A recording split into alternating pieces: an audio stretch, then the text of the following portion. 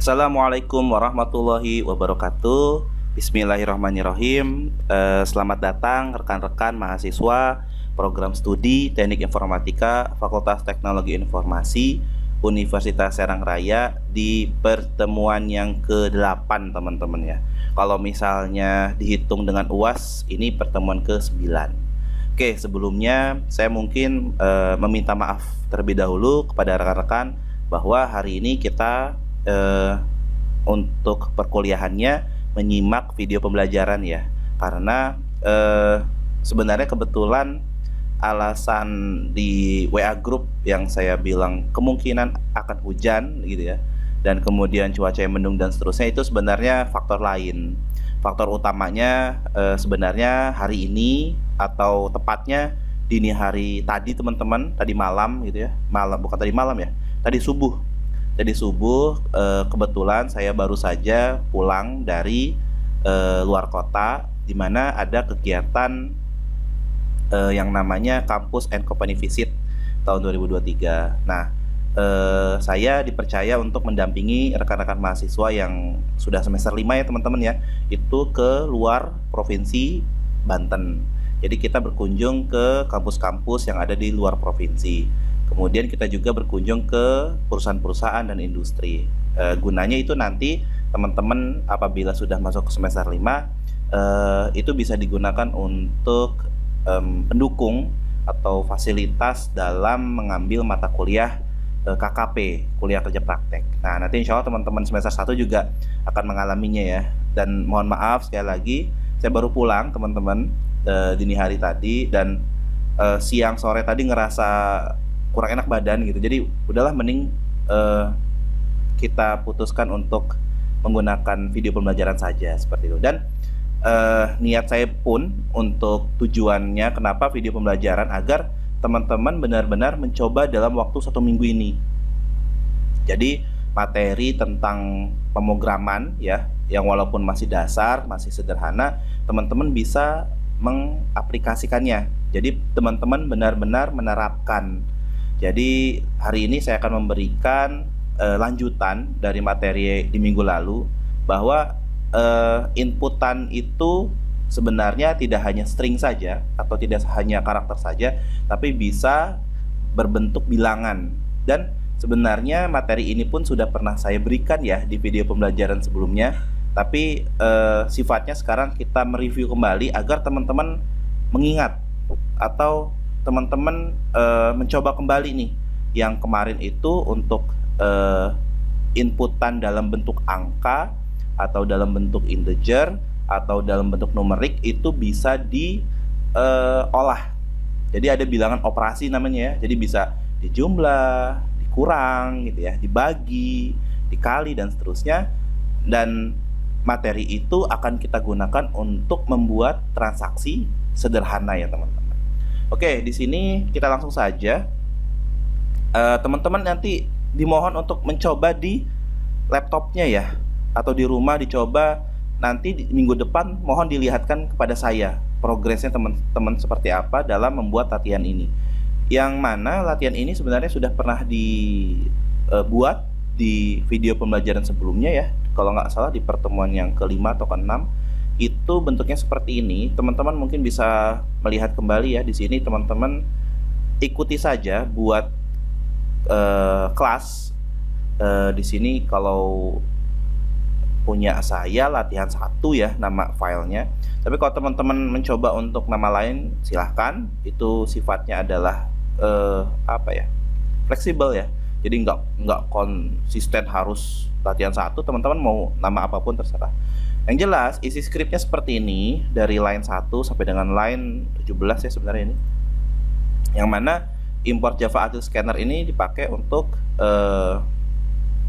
mendeklarasikan fungsi scannernya ini ya.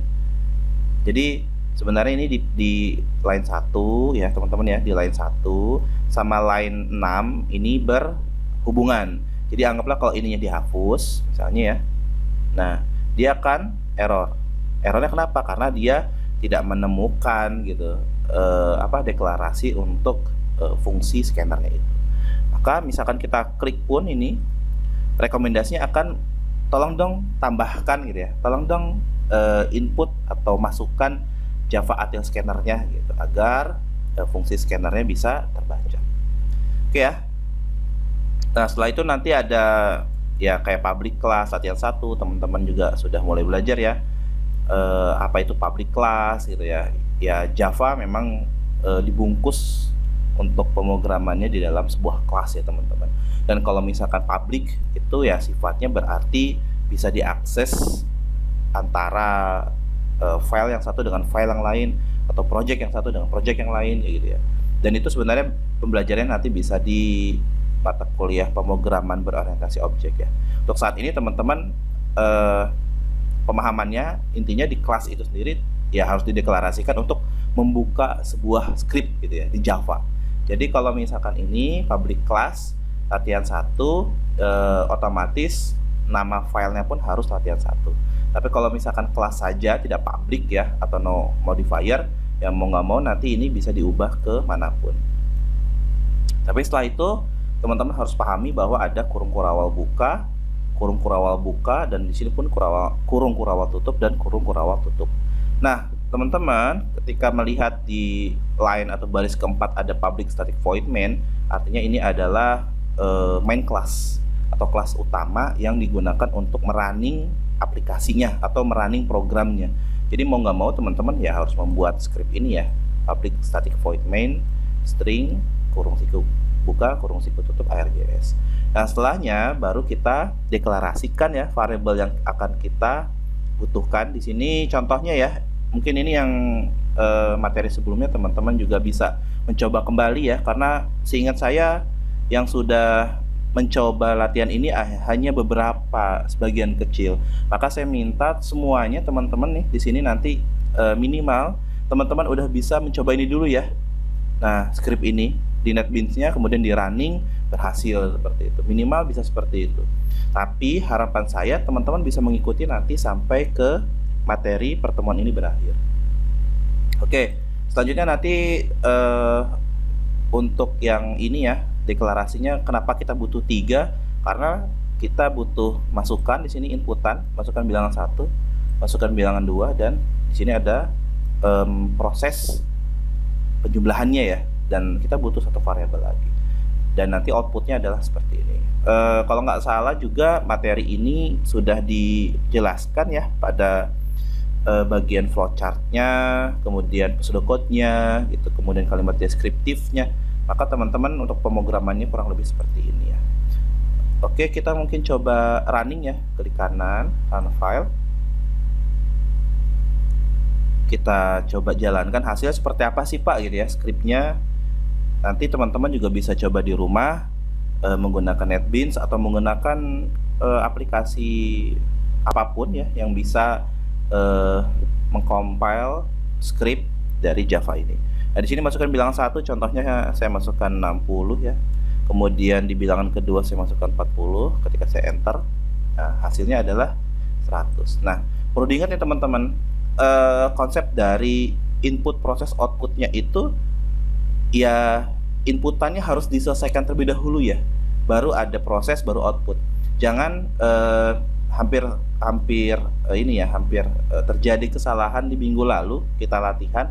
Kalau proses inputnya itu langsung output gitu ya, masukkan bilangan 1 output, masukkan bilangan 2 output gitu ya, kayak yang kemarin tentang input data yang karakter ya, yang string itu temanya biodata. Jadi jangan masukkan nama output namanya, masukkan nim output nimnya, bukan seperti itu, tapi ditampung dulu ya teman-teman.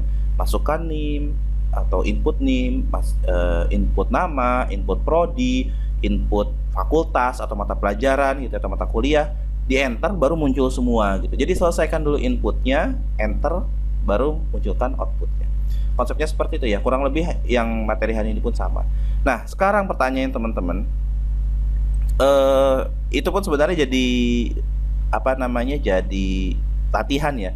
Kalau misalkan ini kan hanya penjumlahan, bagaimana kalau kita butuh pengurangan gitu ya, pembagian, perkalian? Kita hanya menambahkan di proses ya. Artinya menambah di proses. Contoh ini deh, saya kasih satu contoh. Misalkan saya butuh satu output lagi, maka otomatis saya pun harus apa namanya, butuh satu output variabel lagi. Dan di sini jangan C tapi D ya, karena C-nya udah dipakai, kita pakai D. Dan D di sini belum dideklarasikan. Jangan lupa teman-teman di sininya ya, int a, b, c, kita tambahkan koma D ya. Dan D di sini prosesnya adalah perkalian ya. Perkalian di sini menggunakan bintang. Di sini D sama dengan A kali B, maka outputnya ini tinggal kita copy paste ya teman-teman. Jadi teman-teman nggak perlu ketik lagi, kita simpan di bawahnya. Kemudian keterangannya bukan hasil penjumlahan lagi, tapi hasil perkalian. Dan di sini pun simbolnya bisa kita ubah agar tidak membingungkan user ya. Kemudian ini variabelnya adalah D. Nah, kita coba running kembali teman-teman. Jadi konsepnya seperti itu, masukkan angka atau masukkan bilangan, enter gitu kan, diproses, maka outputnya ada dua. Contoh di sini misalnya 10, kemudian bilangan keduanya 5, kita enter. Nah, maka untuk hasil penjumlahannya 5 tambah 5 15 ya. 10 tambah 5 15 maksudnya. Dan hasil perkalian A kali B di sini 10 kali 5 adalah 50. Nah, setelahnya teman-teman, kita coba improve nih dari script yang kita punya. Coba kita improve ke sebuah transaksi sederhana teman-teman. Teman-teman masih ingat ya contoh sederhana transaksi spidol. Ini kita coba ulang kembali. Dan untuk membuat script atau pemrograman ya, mau nggak mau kita analisis terlebih dahulu. Kita coba rancang terlebih dahulu. Misalnya, ini misalnya teman-teman ya. Di sini ada tahapan. Misalnya jual belinya apa sih? Spidol tadi ya. Berarti, jadi kita coba analisis dulu teman-teman. Jadi kalau misalkan jual beli spidol, berarti customer itu datang langsung membeli barangnya, gitu kan. Jadi yang perlu dipikirkan adalah inputnya terlebih dahulu, karena mau nggak mau diawali dengan input gitu ya. Diawali dengan input apa sih yang diperlukan gitu. Apakah konsepnya terserah ya teman-teman. Apakah teman-teman mau menampilkan dulu harga spidolnya gitu, atau mau diinput harga spidolnya pun itu silahkan ya. Jadi itu kreativitas teman-teman. Kalau misalkan konsepnya teman-teman di sini saya coba untuk memberi tahu bahwa harga spidol itu misalnya 10.000 satunya, berarti kita butuh keterangan ya, butuh tampilan. Tampilan itu bisa dimulai, maksudnya dimulai dengan output itu untuk keterangan ya teman-teman ya. Jadi bukan masuk ke prosesnya, tapi hanya untuk ke proses keterangan saja. Jadi memberikan informasi berupa tampilan. Bisa jadi itu ditambahkan, misalkan tampilkan harga gitu ya, harga spidol misalnya, yang harganya satu itu misalnya 10.000 deh gitu.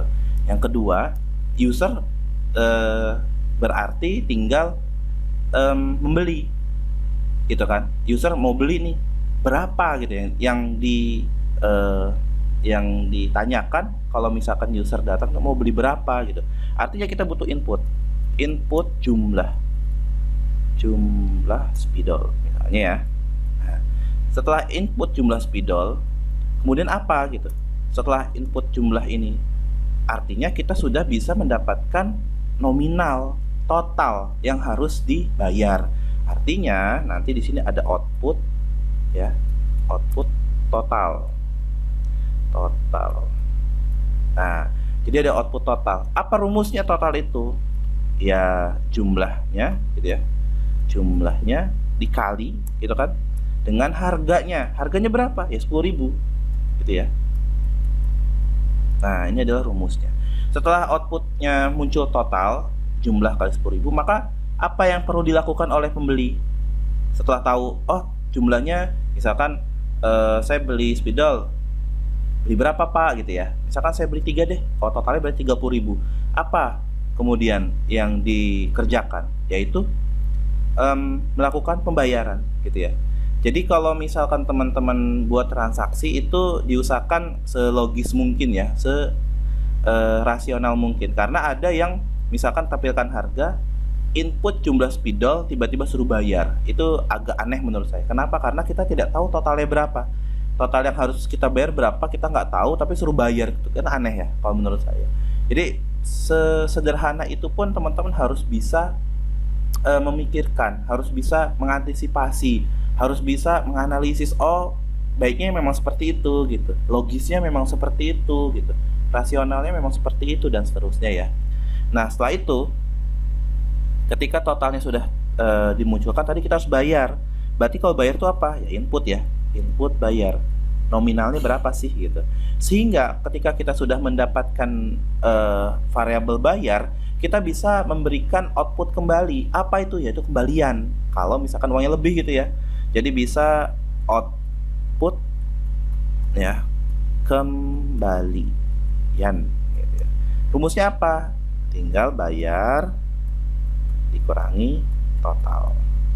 Nah, ini kalimat deskriptif dari transaksi sederhana ya teman-teman, penjualan spidol, yang mana spidol ini harganya sudah kita ketahui yaitu 10.000. Nah, kemudian bagaimana nih cara menerapkan dari kalimat deskriptif ke codingannya gitu kan? Sekarang ini PR-nya. Oke ya, kita coba seperti ini, bisa nggak? Bentar ya teman-teman. Bentar. Oke, bisa ya. Ini mungkin agak ditarik dulu. Sip. Kita mengacu ke kalimat deskriptifnya di sini ya. Di situ tampilkan harga spidol. Nah, mau nggak mau berarti kita buat kita modif ya teman-teman ya. Kita modifikasi hasil latihan kita tentang operasi bilangan. Ini kita coba ubah. Yang paling sederhana dulu ya. Misalkan dari sisi judul, aplikasi penjumlahan, kita ubah aplikasi misalnya transaksi gitu ya, spidol. Oke, sudah jadi ya. Kemudian di sini tiba-tiba suruh input. Kita butuh tampilan dulu ya, atau keterangan. Berarti ini bisa kita copy paste teman-teman. Yang ini, yang aplikasi transaksi spidol, kita copy paste ya. Kita simpan di bawahnya. Tapi bukan isinya, yaitu bukan tentang aplikasi atau judul aplikasinya, tapi informasi harga. Jadi kita hapus, kita kasih tahu ya, harga ini, mohon maaf ya teman-teman, saya ngetiknya pakai tangan satu karena tangan kirinya memegang mikrofon dari earphone. Nah, jadi agak lama ini mengetiknya. Harga spidol di sini RP 10 ruaga gitu ya, per satuan gitu ya, per satunya gitu. Jadi harga spidol 10.000. Nah, setelah itu beres, tampilkan harga spidol, baru input jumlah spidol. Nah, di sini kan sudah ada nih ya, tapi bukan masukkan bilangan dong keterangannya, tapi masukkan jumlah spidol gitu ya. Kita tinggal modif aja teman-teman, jumlah spidol yang akan dibeli ya. Masukkan jumlah spidol berapa nih belinya gitu. Dan untuk jumlah spidol di sini saya pakai variabelnya A ya teman-teman. Tapi kalau khawatir teman-teman bikin bingung nggak nih, jangan A dong Pak, misalkan boleh diganti misalkan JML gitu ya. Asal di atasnya pun, di deklarasinya pun kita ubah menjadi JML seperti itu. Nah, yang ini error ya, karena A-nya hilang nih. Nah, A-nya kan udah nggak ada lagi nih, makanya dia error. Tapi dibiarkan dulu saja. Di sini masukkan jumlah spidol, kita pakai JML. Kemudian baris berikutnya ini harus dikasih angka ya teman-teman. Ini 1 harusnya ya, biar jelas. 2 inputnya, kemudian 3 outputnya, kemudian 4 di sini ya ada input bayar, kemudian ada 5 untuk output kembalian. Oke, kita sudah ke nomor 1. Nomor 2 input jumlah spidol udah. Yang ketiga output total. Nah, ketika kita mau output berarti butuh dong yang namanya operasi bilangan. Ini ya, operasi bilangannya adalah jumlah kali 10.000. Misalnya kita pakai ini deh ya, kita pindahkan dulu teman-teman ya, kita pindahkan dulu ke atas, kebablasan. Oke, di bawahnya sini ya. Jadi kita melakukan pemrograman ini step by step dan harus berurut nih, jangan sampai kita lompat-lompat lah. Nah, setelah ini kan disesuaikan ya, karena di sini jumlah spidolnya sudah JML, maka kita harus mengetahui rumusnya. Nah, rumus yang digunakan di sini bukan dijumlahkan tapi lihat di kali simbolnya bintang gitu ya. Nah, kemudian di sini kan masih menggunakan deklarasi variabelnya C. Kalau teman-teman agak apa ya, kayak yang aneh gitu kan, kalau variabelnya pakai C ya bisa diubah. Misalkan di situ untuk total ya, berarti kita kasih total aja. Nah, total sama dengan, jangan A karena A nya sudah diganti, kita ganti JML. Kemudian 10.000-nya kita tinggal tulis aja 1, nolnya 4 kali ya. Nah, kemudian sih totalnya Pak, totalnya gitu kenapa error ya, karena di atasnya belum dikasih total. Nah, udah ya, kita sudah sampai ke tahap 3, output totalnya itu jumlah kali 10.000. Kemudian selanjutnya ngapain? Kita input bayar. Nah, inputnya gimana teman-teman? Nah, pakai ini aja. Ini kan masih input nih, masukkan bilangan 2. Kita ganti lagi, misalkan masukkan uang bayaran gitu ya misalnya. Dan redaksi atau kalimat-kalimat seperti itu teman-teman bisa sesuaikan ya, tergantung dari eksplorasi teman-teman atau tergantung dari ya niat teman-teman mau seperti apa, keterangannya monggo itu disesuaikan. Masukkan uang pembayaran. Nah, di sini misalnya teman-teman mau menggunakan rupiah ya, keterangan rupiah, tinggal ditambah di sini RP titik, pakai spasi jangan lupa teman-teman ya, pakai spasi. Oke, setelah itu kalau uang pembayaran kok pakainya B gitu ya, asa aneh gitu ya, kayak yang aneh, ya udah ganti deh, misalkan bayar misalnya, boleh, asal teman-teman di atasnya misalkan ini diganti bayar gitu ya. Oke, bayarnya udah selesai. Kemudian input ya, input bayar, masukkan uang pembayaran, variabelnya pakai bayar, tinggal kembalian. Dimana di sini dia butuh rumus ya. Oke, kita kasih rumus aja, rumusnya kita ubah. Kita nggak mau pakai ABCD ya misalnya, biar kita paham lah gitu. Kita pakai kata aja, kembali ya, kembalian gitu ya. Kembalian misalnya. Di sini rumusnya adalah bayar dikurang total. Oke, kita tulis aja bayar dikurang total. Nah, tinggal kembaliannya nih, dia masih nyari mana kembalian, nggak ada. Kita tulis di sini deh, yang D diganti ya, karena D udah nggak dipakai. Nah, sip. Nah, kenapa di sini masih error? Karena kita masih menggunakan variabel ya, C sama D. Kita hapus salah satunya saja, karena kita hanya butuh satu outputan lagi, yaitu kembalian. Di sini tinggal kita ubah ya statementnya atau kalimatnya menjadi kembalian Anda sama dengan gitu ya, sama dengan RP, mana RP titik ya. Nah, di sini kenapa masih error Pak? Ya karena di sini masih pakai variabel C ya teman-teman. Sedangkan kita kalau kembalian pakainya ya kembalian. Oke, selesai ya teman-teman. Seperti ini. Di sini masih ada keterangan outputnya, nggak apa-apa ya, atau diganti pun sebenarnya nggak masalah ya. Atau kita kasih gini aja ya, buat tanda aja deh, biar ini sebagai batas ada kembalian gitu. Oke, yang kayak gini-gini teman-teman bisa improve ya. Ya silahkan lah kreasi teman-teman, kreativitas teman-teman dipersilakan. Oke, anggap ini sudah selesai. Kemudian mungkin ini kita minimize terlebih dahulu, kemudian ini kita perbesar lagi. Teman-teman bisa pause videonya, kemudian tulis skripnya ya, tulis skripnya, samakan, kemudian dijalankan, coba ya. Ini pun harus dicoba nih teman-teman, karena ini menjadi dasar teman-teman untuk membuat tugas utama, yaitu tentang transaksi.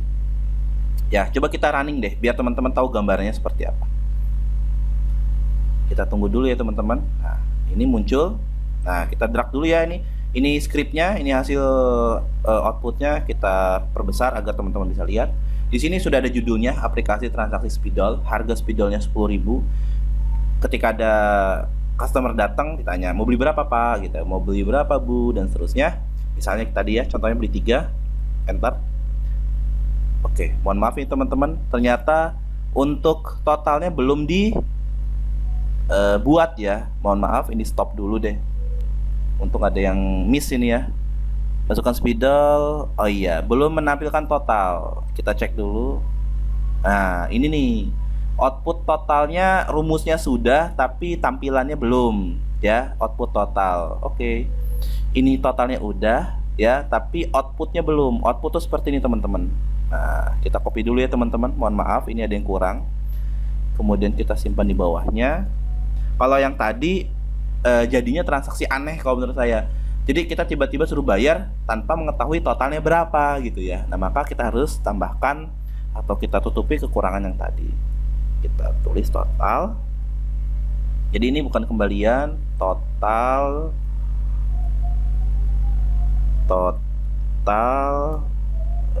belanja aja ya, teman-teman. Belanja Anda gitu ya. Oke, kita coba save, kita coba running lagi ya.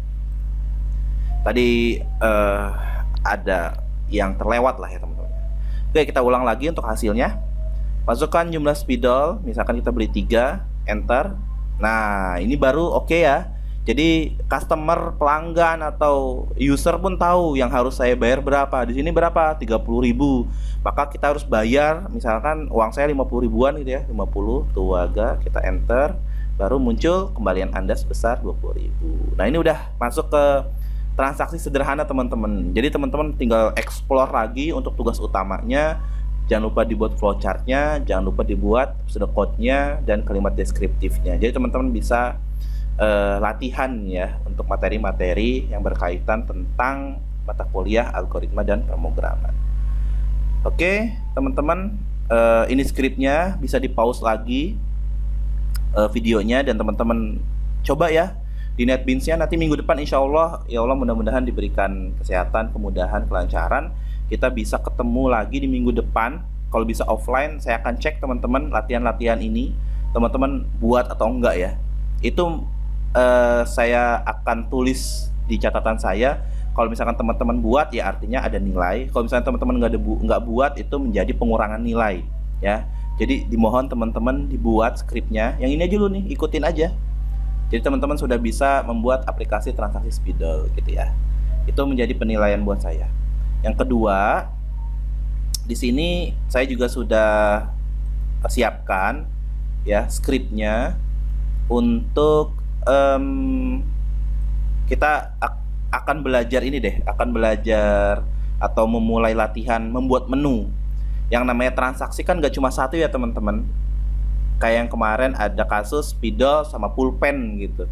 Dan kalau teman-teman pakai if else pun masih bisa. Tapi di sini ada fungsi khusus ya. Kalau yang saya pahami bisa digunakan untuk pilihan menu di transaksi tugas utama teman-teman. Jadi nanti bisa menggunakan fungsi switch cache namanya. Ini nanti teman-teman bisa pause kemudian dicoba ya, atau misalkan dicoba di script punya saya. Nanti hasilnya seperti ini teman-teman, kurang lebih. Ya, kita coba running. Di sini ada 2 menu ya, teman-teman. Analoginya saya punya kedai, isinya ada soto ayam sama gulai. Ini gulai ya, bukan gulau ini. Ini tipo nih, gulai kambing. Kemudian tinggal milih teman-teman, dan pilihannya berdasarkan angka. Ini contoh sederhana dulu, kita pakai angka. Kalaupun teman-teman pakai karakter pun nanti bisa. Tinggal bedanya nanti di switch cache-nya tinggal pakai kutip 2 ya. Di sini kalau misalkan pakai numerik, tinggal pilih aja 1 gitu ya, misalkan enter, nanti akan muncul soto ayam gitu. Dan kalau misalkan dipilihnya 2 ya, maka akan muncul gulai kambing. Bagaimana Pak kalau milih angka selain itu? Dia akan muncul error di sini ya. Kenapa? Di sini nanti skripnya teman-teman bisa lihat yang menjadi acuan adalah di switch pilihnya dari case 1 yang akan menampilkan soto ayam, case 2 akan menampilkan gulai kambing, dan case yang lain artinya kalau kita tidak memilih 1 dan 2, defaultnya akan memunculkan notifikasi error. Seperti itu. Yang ini pun bisa dicoba teman-teman, karena nanti di minggu depan kita coba mengkombinasikan ya, mengkombinasikan antara script ini sama script yang ini. Jadi bagaimana sih buat transaksi ada 2 menu tapi transaksinya sampai selesai. Artinya sampai selesai itu ya spidol bisa dibayar, tahu jumlahnya, totalnya, ada kembalian. Kalau misalkan pilihan lain kita misalnya beli pulpen pun ada prosesnya seperti itu. Oke ya teman-teman, itu saja yang bisa saya sampaikan di pertemuan yang ke-9 ini ya. 9 itu sama UTS. Kemudian dalam waktu dekat ini saya sih pengennya ada kuis ya, ada kuis. Nanti coba deh kita latihan atau ada studi kasus sederhana, teman-teman langsung coba di kampus gitu ya, dan itu ada penilaian juga. Dan kasus-kasusnya juga kita coba yang sederhana dulu ya, jangan yang terlalu sulit, agar teman-teman bisa sekaligus belajar. Oke, jangan lupa teman-teman dicoba skripnya ini ya, yang wajib yang ini nih, yang transaksi. Nanti akan saya cek di minggu depan. Kalau misalkan yang udah, jadi udah itu maksudnya bukan dikerjain di kampus, tapi dikerjain di rumah. Ketika minggu depan saya cek udah selesai, bisa, ya artinya ada nilai. Kalau misalkan belum, ya nggak ada penilaian, tapi malah ada pengurangan nilai. Jadi saran saya dicoba di rumah NetBeans-nya ya. Jadi sudah ready lah untuk mencoba melakukan aktivitas pemrograman. Itu saja, sekali lagi mohon maaf apabila ada kekurangan dan kesalahan. Semoga video ini bermanfaat bagi kita semua. Saya akhiri, billahi taufiq wal hidayah. Wassalamualaikum warahmatullahi wabarakatuh.